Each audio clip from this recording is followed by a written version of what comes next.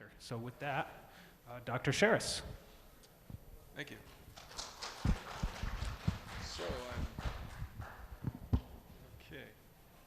So I'd like to thank Dr. Zubrin and the Mars Society for having me come here today and talk about my company's work on radioprotection.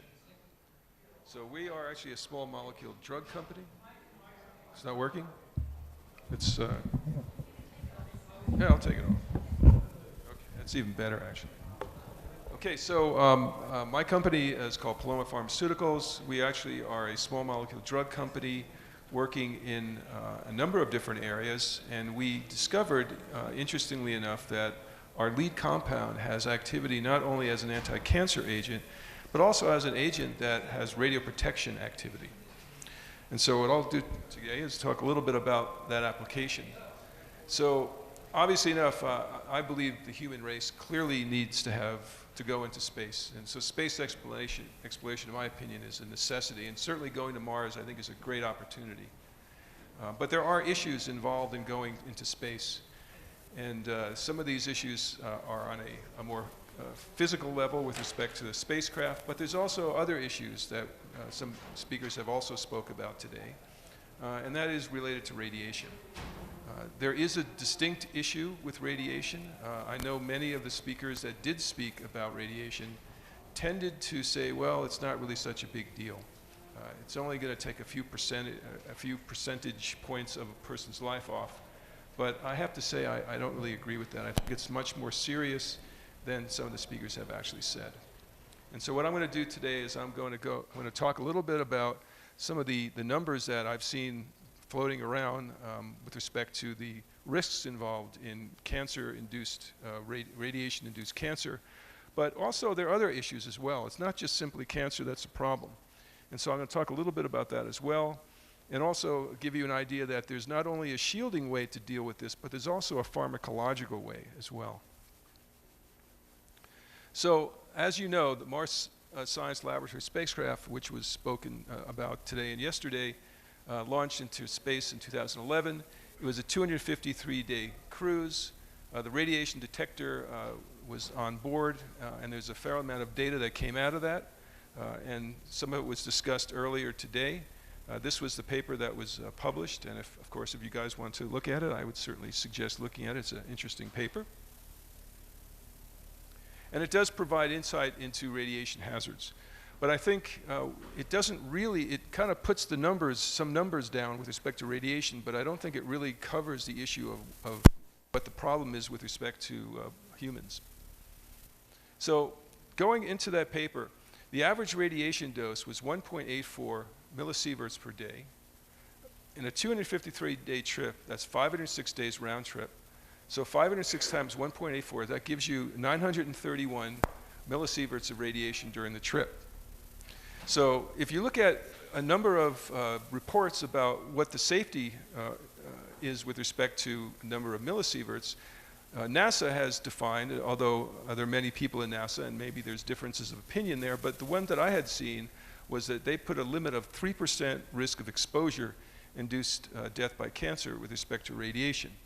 And they also put in some numbers with respect to males and females, meaning that 600 to 1,000 millisieverts versus 800 to 1,200, so females are a bit more sensitive than males. But either way, going through a round-trip space flight would cover very much a point at which they're saying is 3%. But that's not the only opinion that's really out there. Because if you look at an independent group, which is the ICPRP, they defined that 1,000 millisieverts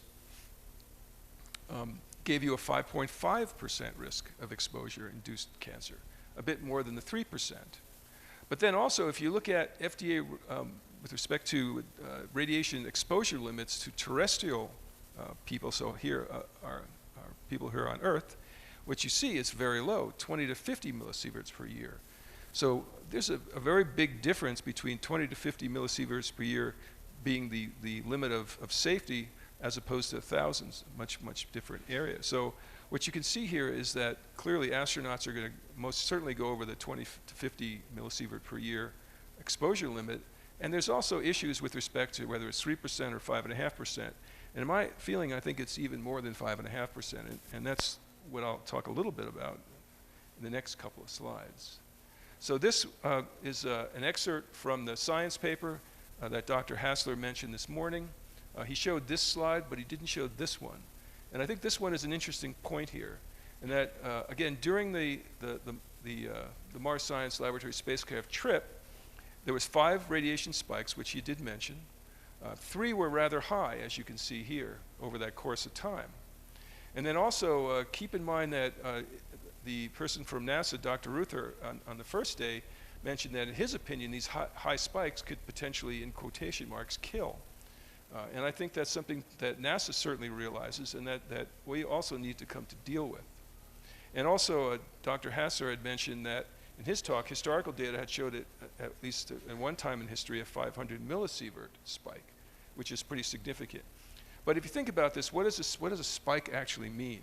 When I think of a spike, I think of literally a spike, meaning you get hit with something and it immediately goes away. But if you look at the data, it doesn't look to me like I would call it a spike exactly.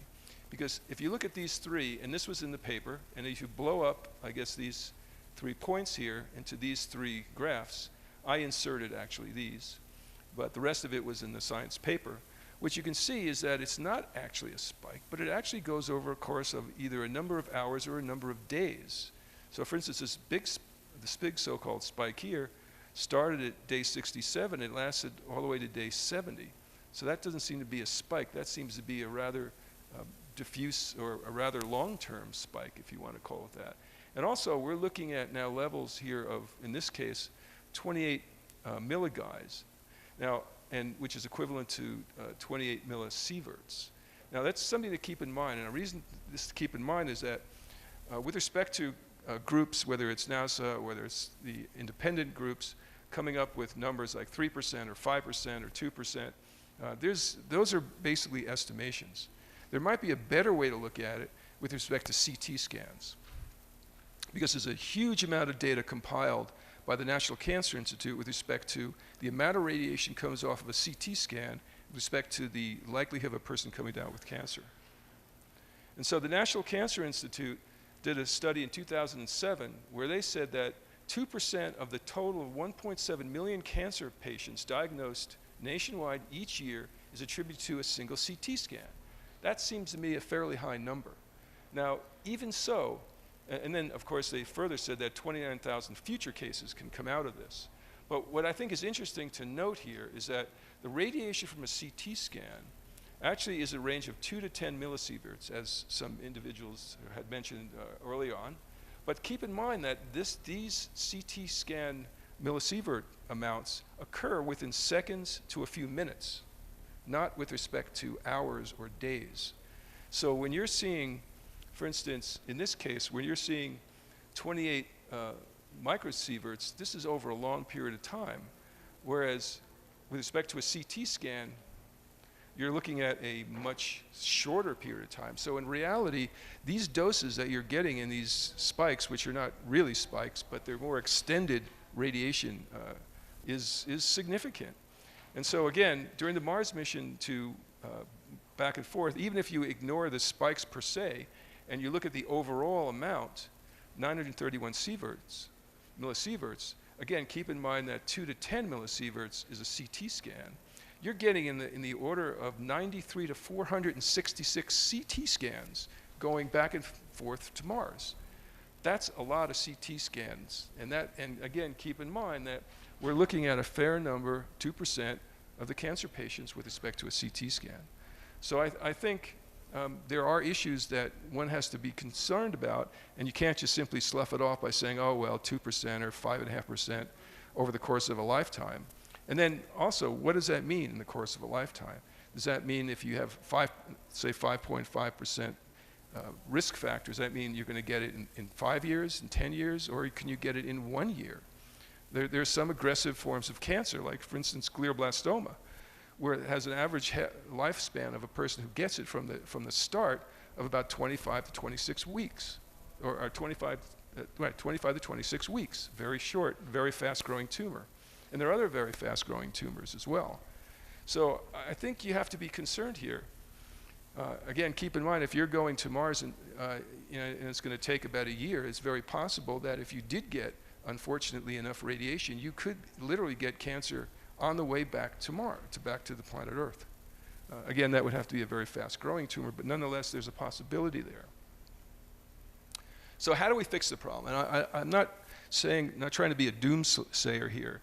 There are ways to deal with this, and there's some issues with respect to ways to deal with it by putting in appropriate shielding, although shielding, from, again, my understanding, is not really going to be sufficient because you have to have a rather large amount of it, which would put a fair amount of weight on a spacecraft.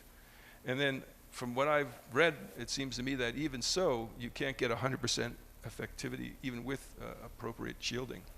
But there's another way to do it, and that's a pharmacological way, which I think makes a lot more sense, providing, of course, if it does work.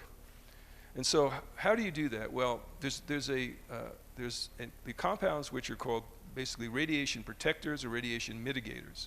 And to define that, a radiation protector is a drug which, when given prior to radiation exposure, would protect one from radiation damage. And a radiation mitigator is one that's given after the radiation occurs. So this is a bit more a tougher situation because now you've already got the radiation and you're getting the drug later. So we are developing a small molecule drug which is very stable. It's a rock solid stable drug. We actually store it at room temperature and ambient humidity. It can take a temperature range of 160 degrees and still be stable.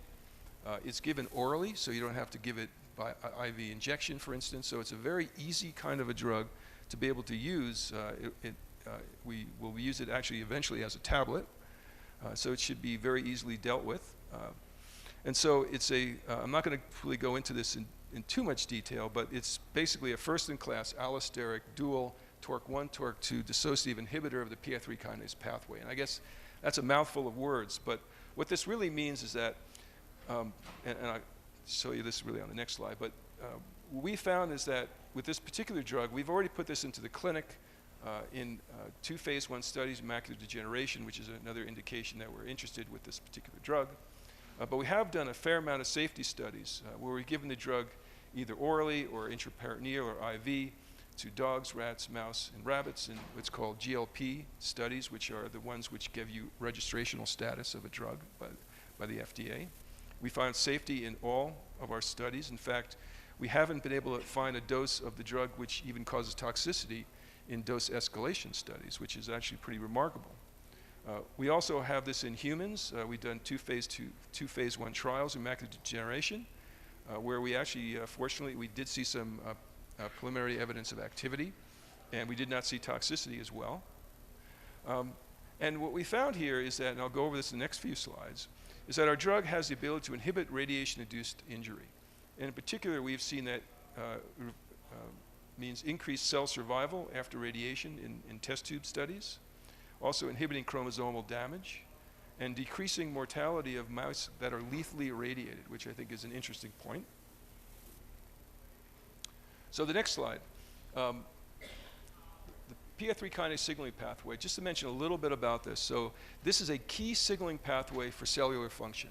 For those of you who are not familiar with signal transduction pathways are, if you think about a computer and a computer program, so if you think of a computer as if a human is sort of like a human being, and the computer program is something that actually the computer uses to do some sort of a task. And it uses that program to do it, and the program is put together with respect to steps, and the steps are done normally with, say, Boolean algebra, but essentially programming steps. Well, pathways are very similar in humans. So for instance, if you have this particular pathway, the PI3 kinase pathway is involved in many areas that your body needs to use with respect to cells growing, with respect to cells being able to be functional, and also with respect to putting that together to get functional organs working. So it's literally in every cell in your body, and it's utilized very effectively. However, if this pathway is upregulated aberrantly, then you get into pathologies. And we found that it's not just cancer, but we've seen pathologies where we've put our drug in, and we've been able to ameliorate diseases such as ophthalmic diseases, meaning diabetic retinopathy, macular degeneration, proliferative vitreoretinopathy.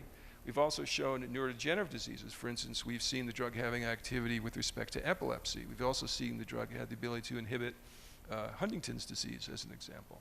So, and also fibrotic diseases, we've seen the drug have activity in pulmonary fibrosis, for instance, and also fibrotic diseases of skin, like, for instance, aberrant scar formation, like in keloid scars.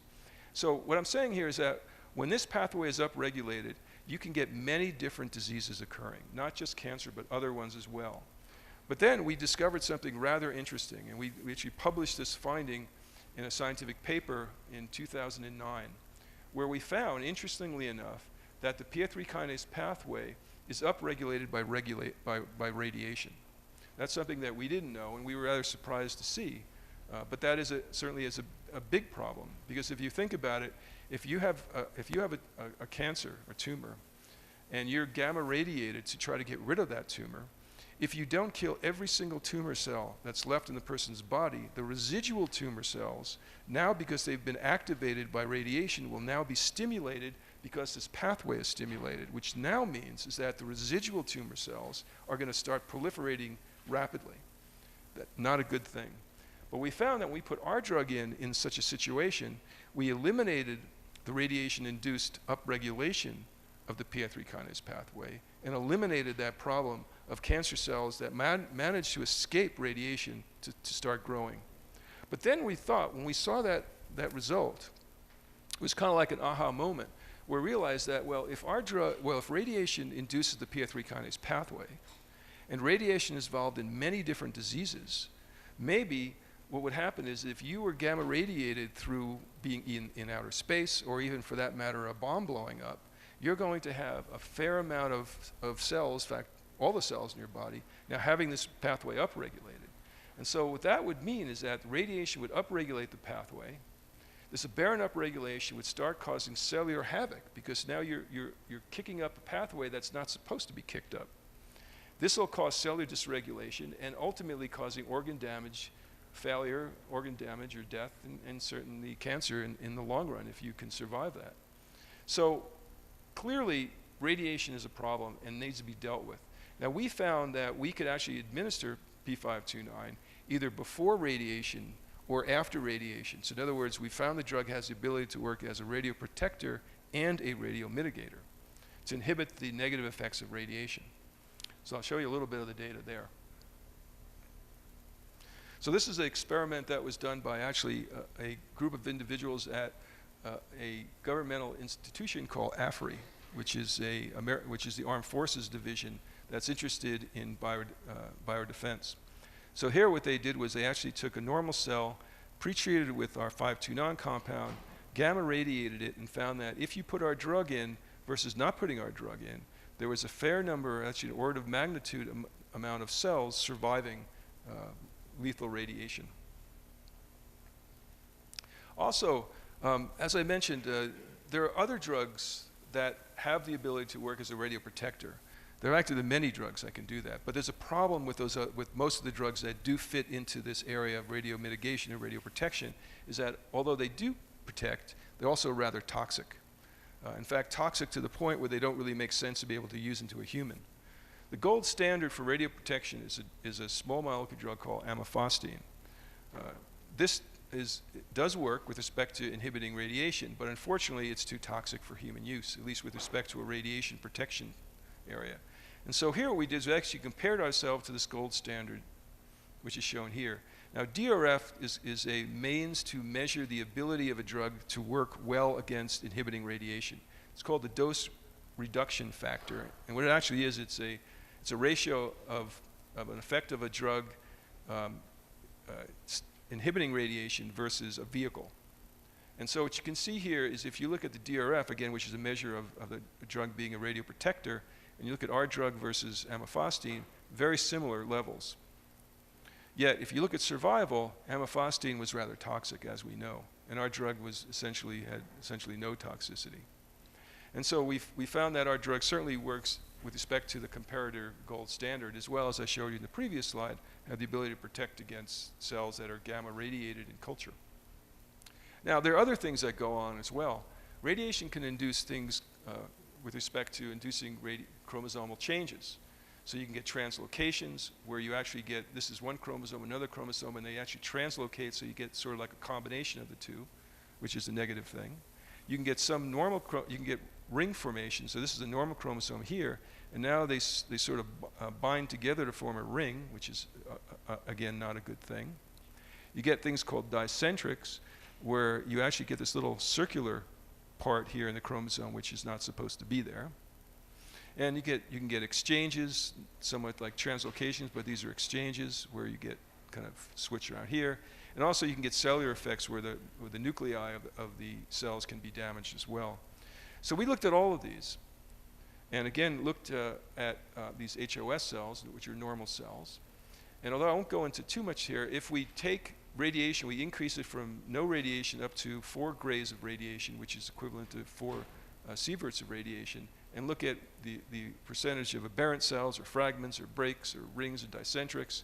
All in all, if you total this up, we found basically the drug had the ability to inhibit chromosomal damage in the area of about 50 to 77%, which is rather significant.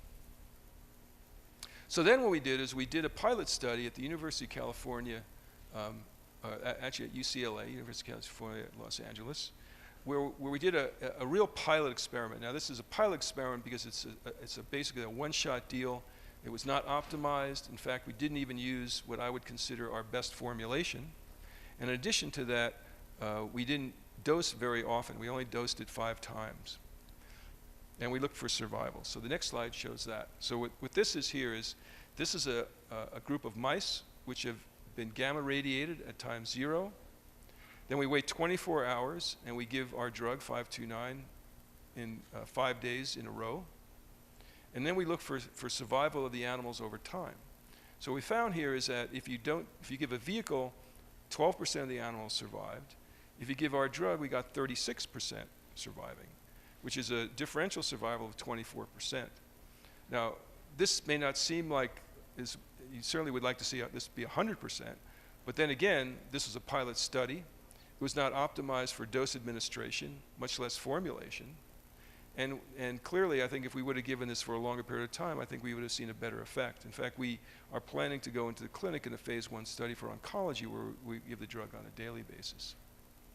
But this certainly is I believe, is promising. Plus, it's given, we're giving much more radiation to these animals than you would get, though, going through a Mars mission. So if you're giving, if we can work in a much drastic situation, my feeling is that in a little bit less of a situation, we may very well get our 100% with respect to not showing any negative activity. Also, 80% of cancer types have this pathway upregulated. So this is just a slide showing you quite a few of those. Another slide showing you a lot more. So there are many different cancer types that have this pathway upregulated. So clearly to reduce it would be a good thing. And so what we did was we brought our drug to the National Cancer Institute and had an investigator look at it with respect to a very tough model, which is a prevention model. So here what this is a mouse model that under normal circumstances the mice are perfectly fine. But they have what's called the transgene in here, which has the ability that if you feed these mice dox or doxycycline, it initiates this mutated gene to express. And when this mutated gene is expressed, now the mice progress to getting lung cancer. So again, if you don't feed them, they're perfectly fine. If you give them doxycycline, they induce this transgene, this mutant EGF receptor mutation, and they form lung cancer. And this is a very nasty lung cancer. It's what's called an Iressa tarsiva refractory one, which basically means that if you have this particular mutation, you're in big trouble because you're not going to have any drug that's going to be able to help you. So what we did here is we did this in a prevention modality where we gave our drug first, then we fed the animals, and we watched, we gave our drug IP, intraperitoneal. And intraperitoneal means that you're giving the drug under the skin but above the abdomen, so it's in the peritoneum space between your stomach and your skin, basically. And so we found there, interestingly enough, if you give a vehicle, which means you don't do anything, 4 of these 5 mice had a large tumor, and 1 mouse did not have a tumor. In the case of our drug, we found that 4 of the 5 animals had no tumor, and 1 had a very tiny tumor. which was actually pretty nice because, again, this is a disease or a mutation that's a very, very tough one. And on top of that, we gave the drug, which intraperitoneal. Now, we know giving our drug intraperitoneal is not the best way to give this drug. The best way to give this drug is actually orally, and also in a formulation that's different than the one we gave here. So we feel that actually, even though we showed some remarkable results here, my guess is if we would have given the drug orally with a different formulation, again, this being another pilot study, I bet you we would have gotten all animals not to come down with cancer. So, in summary, we have a small molecule drug, which we think on a pharmacological level has the ability to inhibit radiation-induced damage. And I think it makes a lot of sense, and it certainly is a much easier way to deal with radiation problems with respect to simply taking a pill on a daily basis, rather than having to run under a shield if you're told that there's a possibility of a solar flare coming your way. And also, we've done a lot of work with the drug. We know it's very safe. We're planning now to expand our radiation studies to get a better idea on what's called the pharmacokinetics and the pharmacodynamics of the drug in both small and large animals. We're also planning to do a phase 1 study in cancer. We've got that pretty much set. We've identified our clinical site and investigators, so we're ready to do that. So what we're planning now is to optimize those radiation studies and in parallel the phase 1 study. And so we think that we can actually get our drug approved for both cancer and radiation protection within a time frame that makes sense with respect to the Mars trip. At least we feel within 5 years we can get this drug approved, again, which would meet the Inspiration Mars mission date. However, of course, as most small biotech companies are, we're always looking for money. So we are actually right now we're talking to lots of individuals, and we're hoping to raise some money to be able to move this program forward. So that's really all I have to say. I can entertain some questions.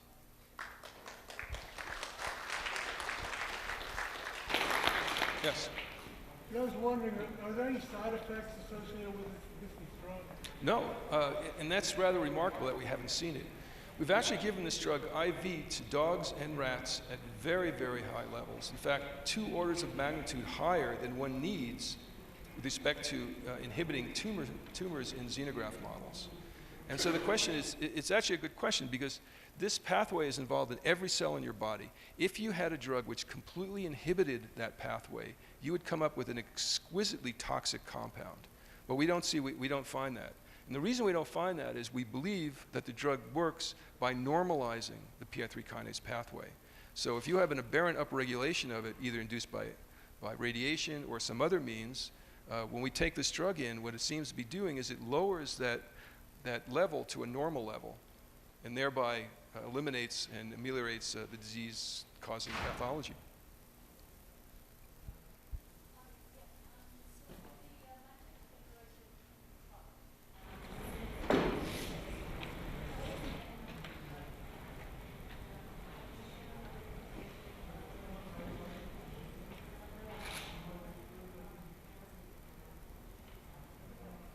Yes. Yeah, so the question was, NASA has realized that there are other areas of problem besides cancer, and one of the ones turns to be ophthalmic diseases. And I think Tatum had mentioned that as well, that he had mentioned that there was one thought by NASA that there might be an issue with respect to pressure on the brain. But we actually find that in the case of macular degeneration, this PI3 kinase pathway is significantly upregulated. So my feeling is it may not very well have anything to do with pressure on the brain. It may simply be that the PI3 kinase pathway is kicked up and affecting ophthalmic diseases, and we've shown that in a multitude of back-of-the-eye diseases. So we actually ran 2 phase 1 studies. The company ran one, and the National Eye Institute ran a second one. And we dosed these humans, we dosed ours intravitreal, so we literally put a needle right into the sclera, right into the vitreous, injected our drug. And the National Eye Institute did it a much easier way. They actually gave it what's called subconjunctival, and that basically means you inject a drug under, the sclera of your eye, the white of your eye, has a translucent membrane that's sort of on top of it. You can't really see it because it's translucent, but what you can actually do is actually put a bleb of drug between that translucent membrane and the sclera. And that's what they did. So it was like forming a depot. And they actually found that in their study, they can actually give this drug literally once, and the drug stayed within the eye for literally a 2-year period, which is pretty remarkable. And in their study, they found that they only ran 5 patients, but 3 of the 5 patients had stable disease when these patients were end-stage patients. And these patients were ones that were what's called Lucentis refractory. So Lucentis is the best drug pretty much out there for macular degeneration, yet there's something in the order of 50 to 70% of patients that are refractory. So when they took those patients, the refractory ones, and put our drug in there, they found that at least they got stable disease, and in 2 of the patients, they actually got a reduction in some of the aberrant nature of the retina as well. So that was kind of nice. And we ran 13 patients in our study as well, and we also did see some evidence of activity, and neither study showed toxicity. So we've also done animal model studies. So we've done animal model studies of a variety of diseases. So we've done an epilepsy disease animal model, which is called infantile spasm, which is a real nasty epileptic disease. It's even more than epileptic disease in infants and children. We've seen activity with our drug there. Again, this pathway is kicked up in that. We also, in pulmonary fibrosis animal study, we've seen activity there. We actually published a landmark paper last year in November in keloid scars. So for instance, if you're in space perhaps and you cut yourself, you may very well get a rather significant scar formation because this pathway is kicked up in aberrant scars. In fact, there's a kind of a scar called a keloid scar, which when you get it, it's not a little scar along the incision of your scar. It's actually almost grows like a tumor. It grows beyond the margin of the scar and can get rather large. And we know the PI3 kinase pathway is involved there, and when we put our drug in, we can actually reduce or eliminate that. So there are many issues that are involved in radiation damage, at least we think with respect to the PI3 kinase pathway. And since our drug seems to be safe, and we're hoping to again get this in the clinic for an oncology application to really suss out whether we're going to see toxicity in humans and whether we'll be able to show efficacy there. We're kind of hoping that'll move forward.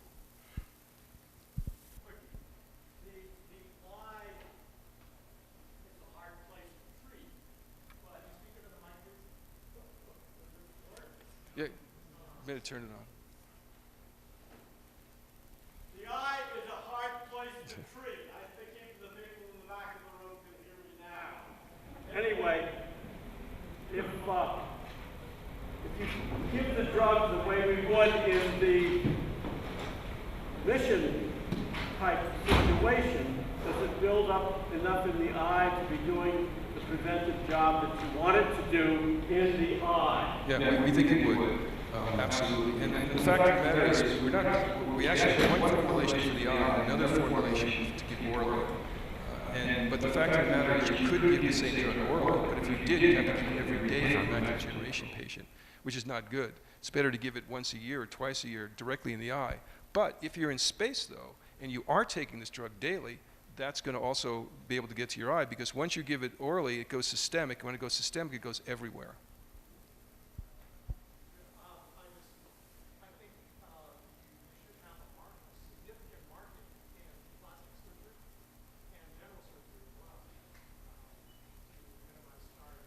Yes, yeah. Yeah. Any other questions? The cost of going to Mars is way up there. My question is, what is it going to cost to have crew taking these drugs every day all the way to Mars? We all know cancer drugs can be off the chart when it comes to price. Literally. Yes. There are 2 kinds of drugs that are really kind of out there, generally speaking. There's small molecule drugs, which are very cheap and easy to make. And then there are biologics, which are very hard and expensive. We have a small molecule, which means it's very easy to make. It's actually a 12-step chemical synthesis. It's rock solid stable. What the pricing would be, I can't tell you at this point in time. But I can tell you to make it is not very expensive. So, I mean, depending on, we're a small company, and the way these small biotech companies work is that you develop a drug to a point, which might be a phase 1 study or a phase 2 study, and then you basically sell it to a big pharma company. And then they're the ones who take it to the final phase 3 studies before it then gets, it gets turned into a real drug. They're the ones who will make that decision on what the charge would be. But I can tell you, it's not, to make it, it's not expensive. Well, I hope not. Well, if I had any say of it, it wouldn't be that much. Yes? Could this stuff be produced in a can kind of marshmallow? Oh yeah, as I said, it's well, no, you would just simply make it, and it would be a tablet. You take it like you take an ibuprofen. You just simply swallow a pill once a day, or twice a day, depending on how we decide it ends up going. The drug is rock solid stable. We have stability. Oh, it has a 9-hour half-life. When we give it IV, it has a 9-hour half-life. We give it orally, we'd expect it to be a little longer. You got the absorption. Right. Yeah, so you've got the absorption time. Yeah. Okay. Will it really good after you've been exposed to a radiation event? Yes, we have data both given the drug before radiation, and we've shown activity, and we've also seen the drug have activity after radiation in both cases. In fact, we're in discussion now with BARDA, which is a big biodefense group of the government. They're interested as well in a biodefense application, and that would be given after radiation. If we take as granted that the risk is a 3% increase of risk of cancer, what would be this figure if astronaut takes the drug? Well, it's hard to say, to be honest with you. But I think it's more than 3%. I think it's much higher than even 5%.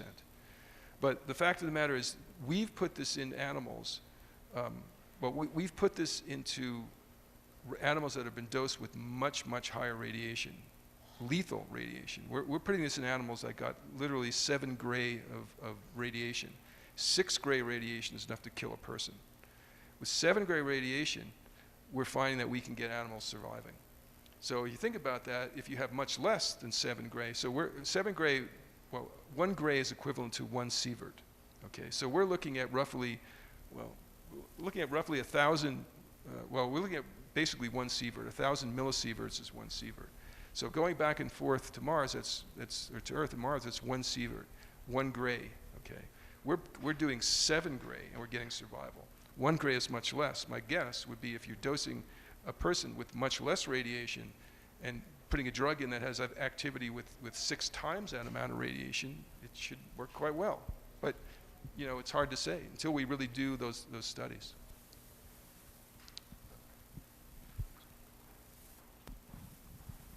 If immune system improved by some activities, then how it affect to the drug use of drug in addition to the improved immune system would be more effective or helpful? Well, actually, it's a kind of a good question. We found that it's a good question because there are other drugs, there are other companies that are developing PI3 kinase drugs. Some of those drugs actually inhibit the immune system, which is not a good thing. So that would make it worse for a person. But we found, interestingly enough, in our GLP tox studies, in again dog and rat, we've not seen immune inhibition. So we think that it won't hurt the immune system.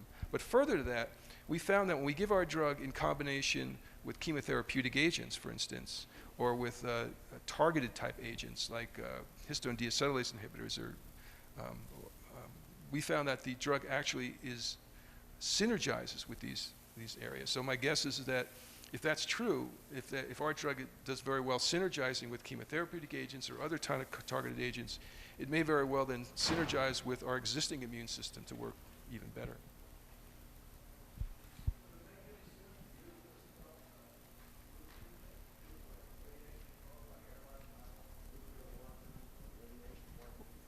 I think so, but you know, we won't know until we actually do our human studies.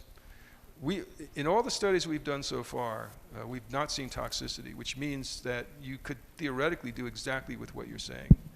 And further to that, but we won't know for sure until we start our human phase 1 study when we give the drug orally. And there what we'll be doing is we're giving the drug orally in a dose escalating manner. And so we'll see whether that's the case. But I mean, you think about it, that's really a great idea, and it's not just for radiation. I mean, this drug seems to have activity in a slew of different diseases. So it may be able to, if you can take it daily, it may be able to inhibit ophthalmic diseases, might be able to inhibit neurodegenerative diseases as a preventative. But again, those studies are a long way off. I've got a question about generalizing your results. Relative to one of the other questions, you're talking about the 3% risk and the lethality. When animals die in a matter of days from radiation, they're dying from cancer. The 3% is from cancer. I think it's actually cellular destruction, massive chromosomal damage, and things like that. You showed all those, but I'm wondering, is it a different mechanism that your drug impacts, or is it all going through that P13K pathway that impacts all of those? Well, right now, the data that we have says it's specific for the PI3 kinase pathway, but the PI3 kinase pathway does what's called crosstalk to other pathways. So there could be secondary effects on other pathways as well. But just to mention, in these lethality studies, the mice die rather quickly. They're dying within, 30 days, roughly 20, 30 days. They're not dying of cancer. They're dying of gross organ failure. So they're really in quite bad shape.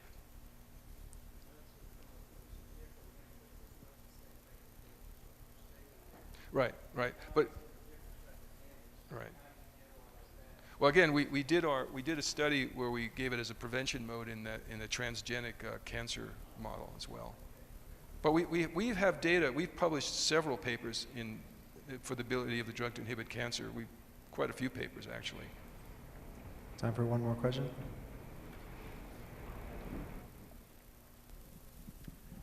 I'm particularly interested in damage that occurs after injury. And spinal cord injury is one of the most devastating injuries that we know about. And we know that the body's self-destruction after that event is a substantial part of the problem. Do you see that maybe this drug might have an application there? That's actually, well, I have to say that's a great idea. I haven't thought about that. But the fact is we have a lot of data showing the drug inhibits fibrosis, which means it inhibits scar formation. So we've seen, we put our drug into ocular diseases that form scars, which is, if you have a retinal detachment, what happens is that the physician then sutures the retina back into place with a laser, but if he doesn't do it well, you start forming a scar. Our drug inhibits that scar. We've shown the same thing with a pulmonary scar fibrosis model. So in what you're saying would fit. I haven't thought about that, but I'll look into that. That's all the time that we have. Thank you, Dr. Sherris.